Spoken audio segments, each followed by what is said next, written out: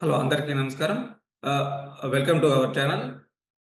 ఆంధ్రప్రదేశ్ రాష్ట్రంలో జరుగుతున్న రాజకీయ పరిణామాల్లో గత కొంతకాలంగా వేగంగా పరిణామాలు జరుగుతా ఉన్నాయి. అందులో భాగంగా టీడీపీ, బీజేపీ, జనసేన కూటమి అధికారంలోకి వచ్చిన తర్వాత రాజకీయాల్లో వేగమైనటువంటి మార్పులు జరుగుతా ఉన్నాయి.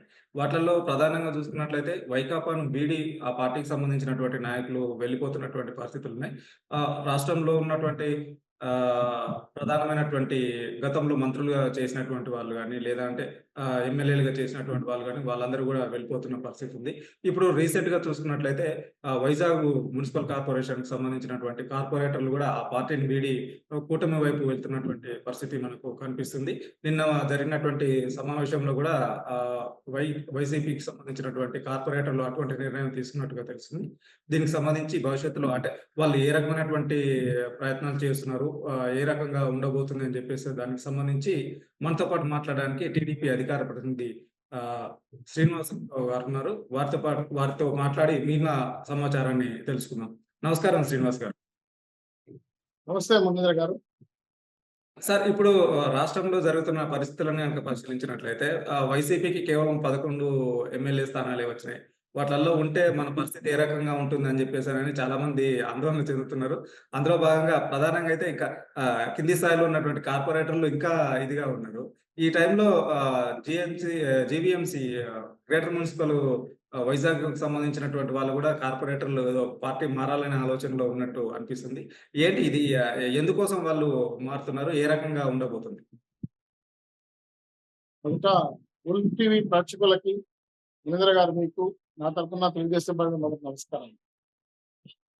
జగన్మోహన్ రెడ్డి పరిపాలన వైనాట్ 175 అని రాష్ట్రంలో సిద్ధమా అని చెప్పిన జగన్మోహన్ రెడ్డి గారు ఈరోజు మా జగన్ మామయ్య ఏమీ పీకలేరని చెప్తే నెత్తి మీద 11 ఎన్నికలు పెట్టి మిగిలిన బీకేశారు.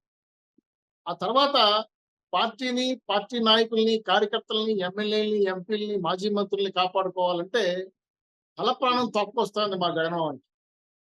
కొంచెం తాడేపల్లి గెస్ట్ హౌస్‌లో కూర్చొని పబ్‌జీ ఆడతాడు. దిక్కుతెల్లే. మళ్ళీ పరిగెత్తుకుంటా బెంగుళూరుకెళ్తాడు. దిక్కుతెల్లే. ఆడ సైకో గో బ్యాక్ అంటున్నారు.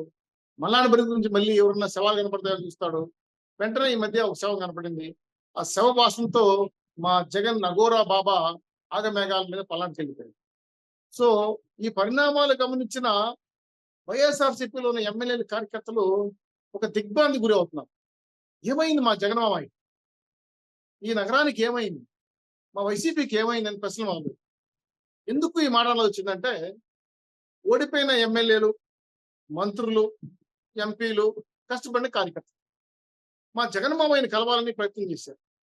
ప్రజా దర్బార్ అని ఒక కార్యక్రమం పెట్టాడు. తెల్లారిపోతే షో స్టార్ట్ అవుతుందనుకున్నారు. టికెట్లు అక్కడ క్లోజ్ చేసి. ఏంటి ఇది మళ్ళా మొదలుకొచ్చేసిందే? సినిమా స్టార్ట్ అవుతుందనుకున్నా వదిలేసినవే అని మళ్ళీ భయపడిపోయాడు. మళ్ళీ ఫోన్ చేశారు. జగన్మోహన్ గారు మా పరిస్థితి ఇట్లా ఉంది. ఓడిపోయినాం, అప్పుల పాలైపోయినాం, మిమ్మల్ని నమ్ముకొని పుట్టి మునిగిపోయినాం అని చెప్పి కలిసి మన బాధలంతా కక్కించుకుందాం, కక్కదాం అని చెప్పి ప్రయత్నం చేస్తే, నేను అర్జెంట్‌గా బెంగుళూరు వెళ్తున్నాను. బెంగుళూరు ప్యాలెస్‌లో నాకు మీటింగ్ వచ్చింది వెళ్ళిపోయాను. చివరికి కార్యకర్తలు, నాయకులు, ఎమ్మెల్యేలు మొత్తం తేల్చిందేమంటే, జగన్మోహన్ రెడ్డి గారు చిప్పు దొబ్బిందనేది అర్థమవుతుంది. ఎందుకు ఈ మాట అలా వచ్చిందంటే, పల్నాడులో స్క్రిప్ట్ చేతిలో పట్టుకొని మాట్లాడుతున్నాడు. ఒక జర్నలిస్ట్ క్వెషన్ వేసాడు.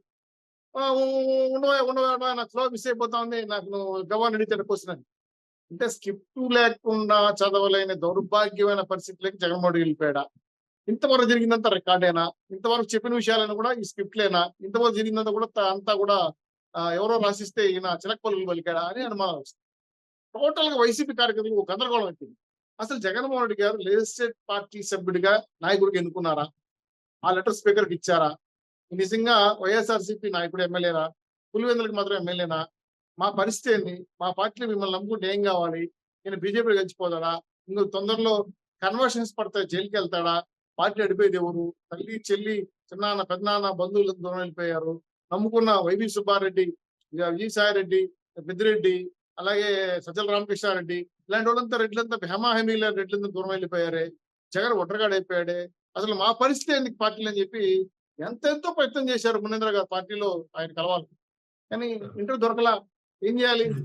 చివరికి వైఎస్ఆర్‌సీపీ నాయకులు విశాఖపట్నంలో ఒక సంఘటన.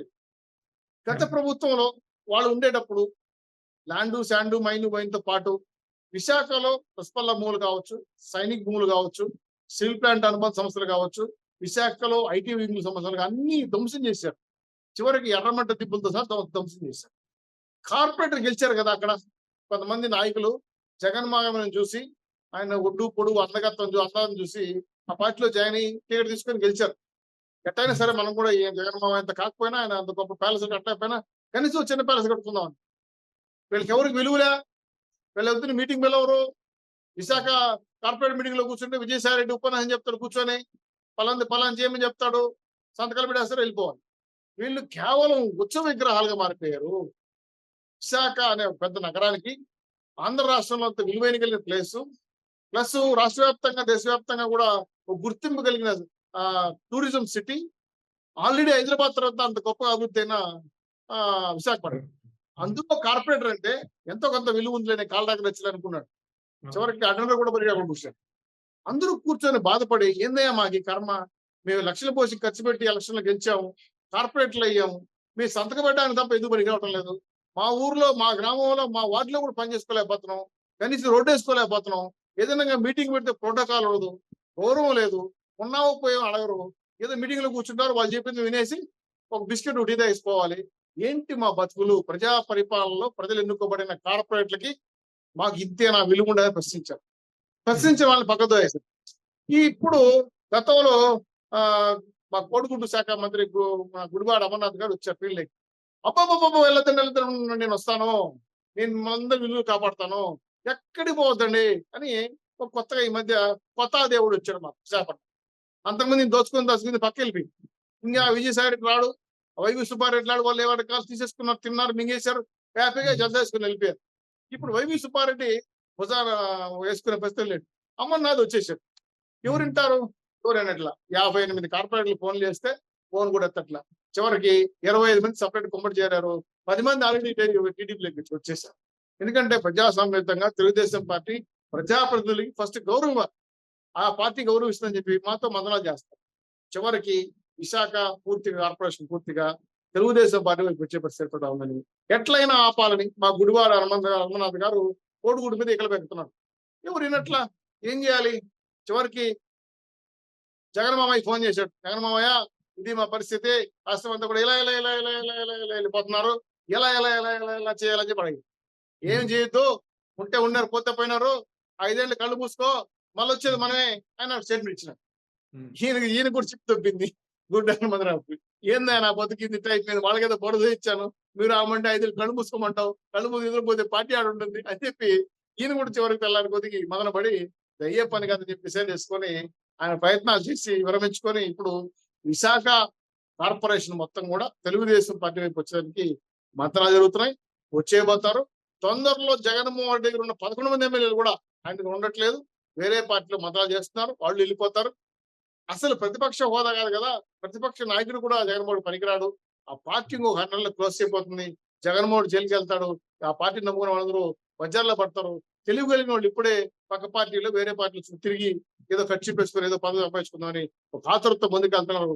టోటల్ గా విశాఖపట్నంలో జైకత్తం మోగిన ఒకప్పుడు వైసీపీ నాయకులకి జెండా మోసే కార్యకర్త కూడా ఉండడం లేదు. పూర్తిగా విశాఖ వాష్ అయిపోతా ఉంది. విశాఖ రాజధాని చెప్పారు, విశాఖ అద్భుతంగా నగరం చేస్తామన్నారు, విల్లాస్ కట్టారు, దొంగతనంగా దోపిడీలు చేశారు, ఫార్మా కంపెనీలు పెడతామన్నారు, ఐటీ కంపెనీలు, అన్ని అబద్ధాలు, పచ్చి అబద్ధాలు.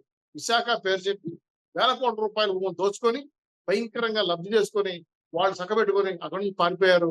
ఇది వైసీపీ కడప రాజకీయం చేసింది విశాఖపట్నంలో. ఇది తెలుసుకున్న విశాఖ ప్రజలు బుద్ధి చెప్పారు, ఓడగొట్టారు. చివరికి ఒడివాడాలంటే అమర్నాథ్ రెడ్డి కానీ, ఈయన సజ్జల రామకృష్ణ మంత్రాలు కానీ, విజయసాయి రెడ్డి మంత్రాలు కానీ పనిచేయడం లేదు. కాబట్టి టోటల్ గా విశాఖపట్నంలో మళ్ళీ తెలుగుదేశం పార్టీ జెండా రెపరెపలా ఎగిరింది. కాబట్టి ఈ కార్పొరేషన్ లో మనకు అభివృద్ధి రాదు, ఈ కార్పొరేట్ మన విలువలు ఉండదు. కాబట్టి పార్టీ మారదామని అభిప్రాయానికి వచ్చారు, మారే పరిస్థితి ఏర్పడతారు. కాబట్టి దీన్ని జగన్మోహన్ రెడ్డి గారు వచ్చారు తపస్సు చేసినా వాళ్ళు ఆగే పరిస్థితి లేదు. అధికారంలో ఉండేప్పుడు వాళ్ళు కనీసం పూచికి పుల్లంత విలువ కూడా ఇవ్వలేదు. ఇప్పుడు వచ్చి వీళ్ళు గొప్పలు చెప్తే నమ్మే పరిస్థితి. జగన్మామయ్య మీద నమ్మకాలు పోయాయి. హలో జగన్, బాయ్ బాయ్ అని చెప్పి వెళ్ళిపోతున్నారు. ఇది విశాఖపట్నం సిచ్యువేషన్. ఇందులో ఏ అనుమానం అక్కర్లేదు. విశాఖ తొందరలో వైఎస్ఆర్సీపీ పార్టీ షట్టర్ క్లోజ్ చేస్తా ఉంది. అంటే ఇప్పుడు విశాఖలో ఉన్న కార్పొరేటర్లు పూర్తి స్థాయిలో వచ్చినంత మాత్రాన వైసీపీ అక్కడ పూర్తిగా లేకుండా పోయే అవకాశం ఉంటుందా? రెండోది ఇప్పటికే రాజధాని కూడా లేదని చెప్పేసనని కూడా ఆల్రెడీ ఎందుకంటే పార్టీ అధికారంలో లేదు కాబట్టి వైజాగ్‌లో రాజధాని వచ్చే అవకాశం లేదు. వీటన్నిటి రీత్యా క్లోజ్ అయ్యే అవకాశం ఉంటుందా? లేదనంటే ఇంకా ఎవరైనా ఉండే పరిస్థితి ఉంటదా వైసీపీలో? మంచి ప్రశ్న వేశారు మందర్ గారు. జగన్మోహన్ రెడ్డి గారి పార్టీ లేదండి. ఆయన వైఎస్ఆర్సీపీ పార్టీ ఎక్కడి నుంచి వచ్చింది? కాంగ్రెస్ నుంచి చీల్చుకొని వచ్చింది. కాంగ్రెస్ ఫాలో వాళ్ళు రాజశేఖర రెడ్డి యొక్క లెగసీని గుర్తు చేసుకొని ఈయన కూడా ఆ విధంగా పార్టీని పరిపాలిస్తాడని కాంగ్రెస్ పార్టీ బయటకు వచ్చారు. ఇప్పుడు తెలుసుకున్నారు. మళ్ళీ కాంగ్రెస్ క్యాడర్ శర్మిల వైపు వెళ్ళిపోయింది. ఇంక జగన్మోహన్ రెడ్డి వైపు ఎవరున్నారు? దొమ్మిలు చేసి, గుండాలు, రౌడీలు చేసి వీళ్ళు పార్టీలు ఎవరు నడపలేరు. వీళ్ళకి ఆర్గనైజ్ తెలియదు. వాళ్ళు ఏదైనా ఉంటే భూములు దాచుకోవడం తప్ప. సో ఇప్పుడు పార్టీ క్యాడర్ లేదు కదా. జగన్మోహన్ రెడ్డి ఏమనుకున్నాడంటే నేను బటన్ నొక్కుతున్నాను, జనం డబ్బులు వెళ్ళిపోతున్నాయి, జనం మనం జనం అనుకున్నాడు. మధ్యలో వాలంటీర్లు చూసుకుంటారని వాలంటీర్ చేతులు ఎత్తేసారు. జనం నీ మోసాలు చూసి వాళ్ళు చేతులు ఎత్తేసారు. నీకు 11 సీట్లు పక్కన కూర్చోబెట్టారు. సో జగన్మోహన్ రెడ్డి గారిని వైఎస్ఆర్సీపీ పార్టీని నమ్మే పరిస్థితిలో ఆంధ్ర రాష్ట్ర ప్రజలు లేరు. అందులో ఎస్పెషల్లీ విశాఖపట్నం జరిగిన ద్రోహం మామూలు ద్రోహం కాదండి.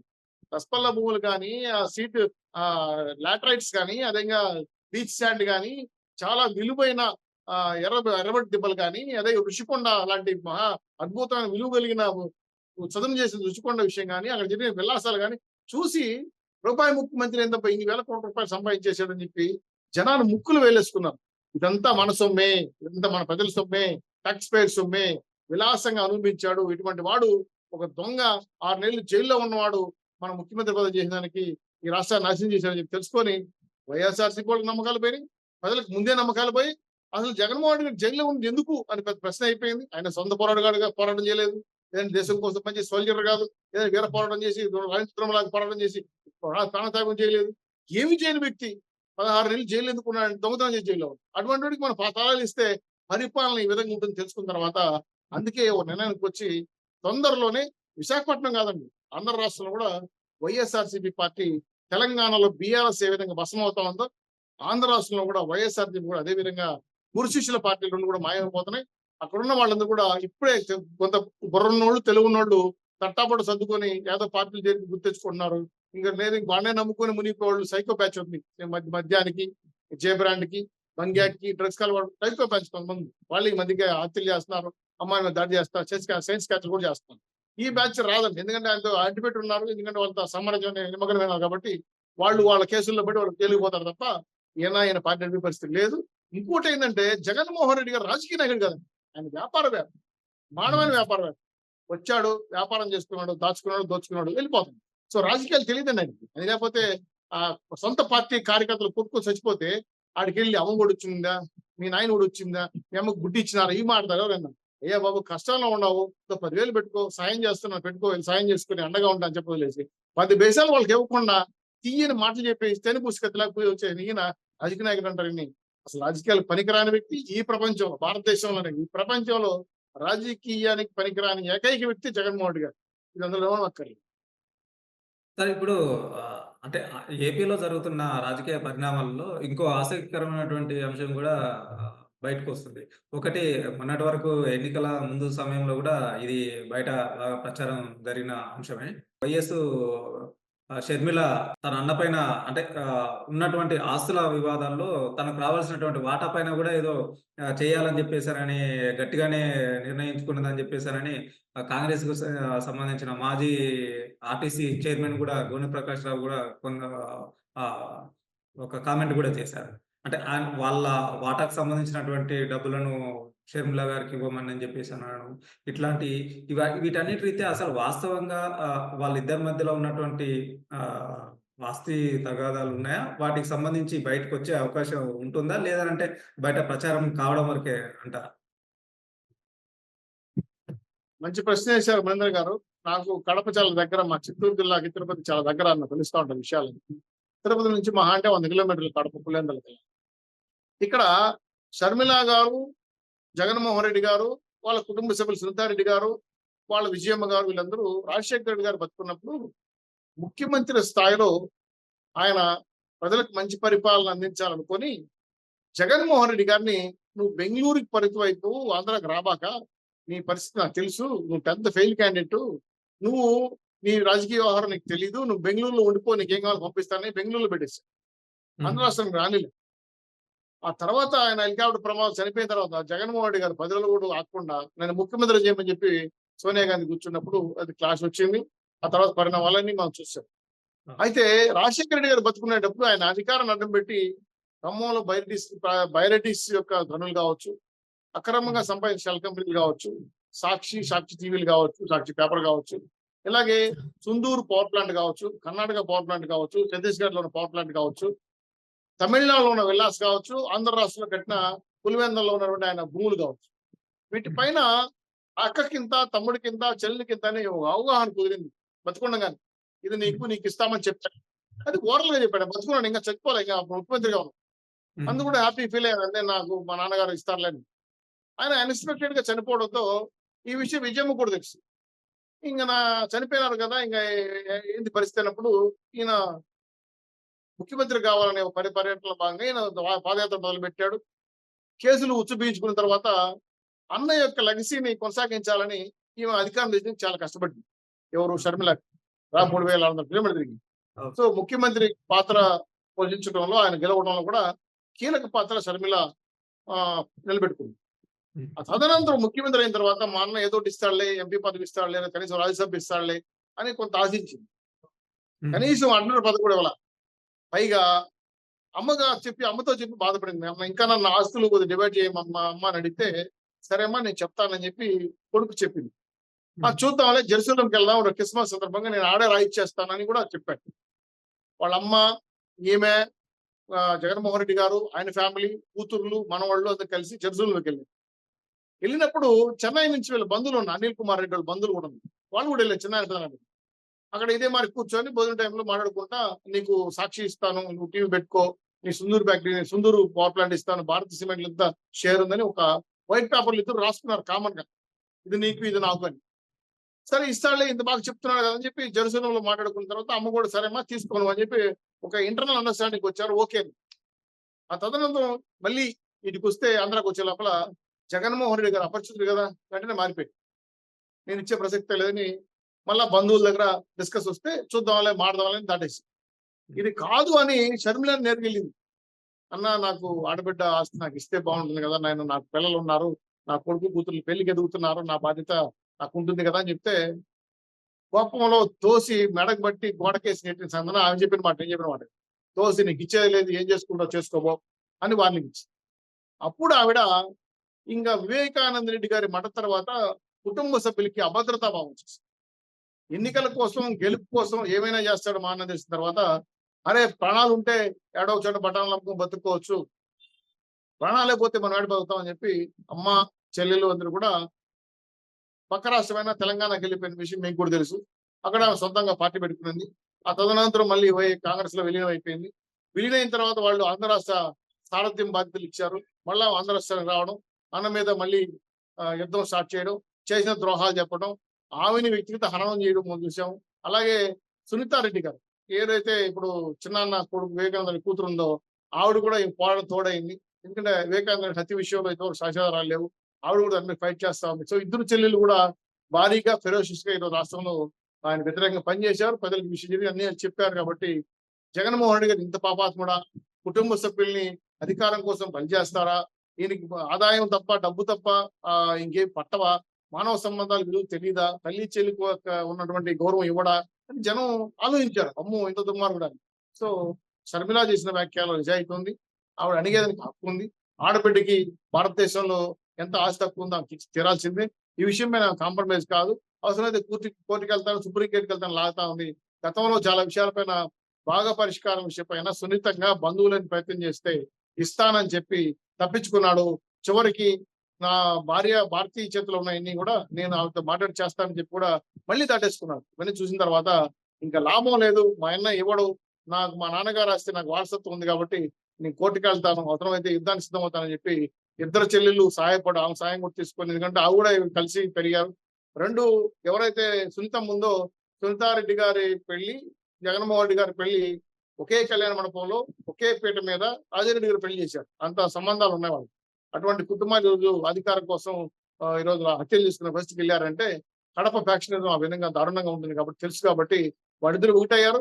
ఖచ్చితంగా ఆస్తుల కోసం ఎందూరమైన వెళ్ళి పోరాటం చేస్తుంది.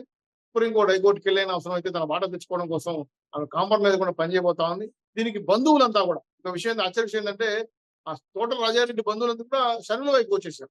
జగన్మోహన్ బాబు సాయం చేయట్లా. ఆయన నీకు దండం, నువ్వు ఎవరు నీ పక్క వస్తే వాళ్ళని బలి చేస్తున్నావు అని నమ్మకం పోయింది. బంధువులు కూడా జగన్మోహన్ నమ్మట్లేదు. షర్మిల నమ్ముతున్నారు, ఆ వైపు నిలబడుతున్నారు. చివరికి ఎవరైతే నా ఓట్ బ్యాంక్ అని చెప్పిన క్రిస్టియన్స్ కూడా ఈరోజు షర్మిల వైపు వెళ్ళిపోతున్నారు. టోటల్ గా జగన్మోహన్ రెడ్డి గారు ఒంటరైపోయాడు. చివరికి ఈయన ఉంటాడా రాజకీయాల్లో, జైలుకి వెళ్తాడా, ఆయన ఒంటరి జీవితం ఎలా ఉంటుంది అనేది భవిష్యత్తు నిర్ణయం చేస్తా ఉంది. కాకపోతే జగన్మోహన్ రెడ్డి గారికి భవిష్యత్తు అయితే కనబడిపోయింది. నేను తెలుస్తాను, నాకు ఇంకేమి రాజకీయ జీవితం లేదు, నాకు పుల స్టాప్ పడిపోయింది, క్షమా కూడా కాదని చెప్పి తెలుసుకున్నాడు. చెల్లెలతో వెరీ తెచ్చుకున్నాడు. సమస్య భస్మాసురవస్తంగా మారింది. దానికి తోడు ఇంకో చెల్లెలు చేరింది. హత్యా రాజకీయాలకి నేను చమరగీతం పాడాల్సిన పరిస్థితి వస్తాను. కాబట్టి జగన్మోహన్ రెడ్డి గారు ఈ రాష్ట్రంలో కుటుంబం నుంచి బయట వచ్చేసాడు, ప్రజల నుంచి బయట వచ్చేసాడు, రక్త సంబంధుల బయటకు వచ్చేసాడు, బంధువుల నుంచి బయటకు వచ్చేసాడు. కనీసం ఆయన చుట్టూ ఉన్న స్నేహితులు కూడా నమ్మే పరిస్థితి. కాబట్టి టోటల్ గా జగన్మోహన్ రెడ్డి గారు ఎందుకు పనికిరాని కొనగాని పైగా తయారయ్యాడు, విలువలేని వ్యక్తిగా తయారయ్యాడు. కాబట్టి ఆయన అవసరం ఈ రాష్ట్ర ప్రజలకు కానీ బంధువులకు కానీ కుటుంబాలకు లేదు చేసిన తర్వాత ఆయన ఇంకా శంకరగిరి మాన్యాలు హిమాలయాలకు వెళ్తున్నామని చెప్పాడు. బహుశా వెళ్తాడేమో. ఈయనకు రాబోయే జగన్ 111వ బాబా అఘోరా బాబా తొందరలో హిమాలయకి వెళ్తే కూడా చెప్పుకోనక్కర్లేదు. ఇది టోటల్ గా వాళ్ళ స్టోరీ. అంటే ఇప్పుడు వాళ్ళ కుటుంబ సభ్యులు, కుటుంబ పెద్దలు ఉన్న విజయమ్మ గాని, లేదంటే వైవి సుబ్బారెడ్డి గాని, ఇట్లాంటి వాళ్ళు మాట్లాడి చేసే అవకాశం గూడా లేదంటారా? ఒకవేళ అది గూడా సాధ్యం కాకపోతే షర్మిల కోర్టుకెళ్ళే అవకాశం ఉండే అవకాశం ఉంటుందా? ఖచ్చితంగా అనిల్ రెడ్డి బ్రదర్స్ ప్లస్ తర్వాత జగన్మోహన్ రెడ్డి గారు వాళ్ళ అన్న కొడుకులు చెన్నైలో ఉన్నారని నాకు తెలుసు. వాళ్ళు 2-3 దఫాలుగా ముఖ్యమంత్రిగా ఉండేటప్పుడు చర్చ జరిపారు. ఇంటికెళ్ళి మాట్లాడారు. వాళ్ళ అమ్మగారితో కూడా మాట్లాడారు. వాళ్ళ అమ్మ కూడా చెప్పింది. ఆ తర్వాత చేస్తానని చెప్తాడు కానీ చేయడు. పలానికి ఇచ్చి రూపాయలు సెటిల్ చేసుకుని చెప్తాడు కానీ అల్టిమేట్ గా భారతీయ యొక్క ప్రభావం ఎక్కువ ఉంది. వాళ్ళ భార్య ప్రభావం. ఆమె చెప్పిందే ఫైనల్. సో ఆమెకి ఇష్టం లేదు. ఎవరైతే ఆడబిడ్డగా ఉన్న షర్మిల కాస్త ఇష్టం లేదు కాబట్టి ఈ సాక్షి పేపర్, టీవీ అంతా కూడా చేతులు ఉన్నాయి కాబట్టి కుటుంబ సభ్యులకి షర్మిలకి ఆస్తులు ఇవ్వడం ఆమెకు ఇష్టం లేదు కాబట్టి ఈ సమస్య జటిలమైంది, ముడులు పడ్డాయి. బంధువుల ప్రయత్నాలు కూడా విఫలమయ్యాయి. అనేక దఫాలు చర్చ జరిపినప్పుడు కూడా బంధువుల దగ్గర ఊకొడతాడు, చెప్తే నమ్మినట్టే ఉంటాడు, ఇచ్చినట్టే ఉంటాడు కానీ ఏది కూడా ఇవ్వలేదు, ఇవ్వడం కూడా. ఆయన మనస్తత్వం ఏంటంటే సైకో మనస్తత్వం. తను ఒక్కడే బాగుండాలి, తనే బాగుండాలి, నా ఆస్తులు నా దగ్గరే ఉండాలి, ఎవరికి ఇవ్వకూడదు అనే మెంటాలిటీ అయింది. కాబట్టి ఆయన డబ్బులు, ఆదాయం, ఆస్తి తప్ప వేరే విషయాలు పట్టవు. అందుకే ఆయన గొప్ప వ్యాపారవేత్త అందుకని నేను. ఆయన వ్యాపారంలో రక్త సంబంధం చూడు, బంధువులు చూడు, చెల్లిని చూడు, అమ్మని చూడు, ఎవరు చూడు. ఆయనకి సర్వం రూపాయమయం. కాబట్టి ఆ రూపాయి ఉంటే చాలని. దానికి తోడుగా అగ్ని కాజ్యం తోడైనట్టు ఈ భారతీయ గారు తోడయ్యారు. ఆవిడ అసలు ఒప్పుకోరు. కాబట్టి ఈ విషయం ఇంకా కోర్టులో తేలాల్సిందే కానీ జగన్మోహన్ రెడ్డిగా ఎట్టి పరిస్థితుల్లోనూ ప్రాణాల పైన మెడకాయ కోసుకున్నామని ₹1 కూడా షర్మిలకి ఇవ్వరు. అది మాకు తెలిసిన నగల సత్యం తెలుసుకొని ఆవిడ ఇప్పుడు నేను కోర్టు ద్వారా ధర్మ పోరాటం చేయాలని డిసైడ్ అయిపోయింది. కోర్టు ద్వారా ఆమెకి ఖచ్చితంగా వాటా వస్తుంది. ఎందుకంటే హక్కులు ఉన్నాయి కాబట్టి నా తండ్రి గారి ఆస్తి మీద కూతురికి హక్కు ఉండదు కాబట్టి చట్టపరంగా తెలుసుకోవడానికి వెళ్తా ఉంది. నెక్స్ట్ ఈయన జైలుకి వెళ్తే ఆయన పరిస్థితి ఏంది, కుటుంబ ఆస్తుల పరిస్థితి ఏంది మనకు తెలియదు. ఎందుకంటే భవిష్యత్తు ఆయనకే అంధకారం కనబడతా ఉంది. ఆయన భవిష్యత్తు ఆయనకే అర్థం కావడం కాబట్టి ఈ సైకోతత్వం ఉన్న వ్యక్తులు ఏంటంటే తాత్కాలికంగా ఆలోచిస్తారు కానీ పూర్వపరంగా ముందు విజనరీగా ఎవరు ఉండరు. కాబట్టి ఆయనకి ఈ రోజు గడిచిపోతే చాలు అనే మెంటాలిటీ ఉండే జగన్మోహన్ రెడ్డి గారికి భవిష్యత్తులో చాలా బలమైన సంఘటనలు ఎదురుపడిపోతాయి. తక్కువ తక్కువగలడో చూడాలి. కాకపోతే ఈ రాష్ట్ర అవసరాలు కానీ, ప్రజలకు కానీ, బంధువులకు కానీ, కుటుంబ సభ్యులకు కానీ ఆయన అవసరం లేదు అని ఖచ్చితంగా తెలిసి చెప్పేశారు.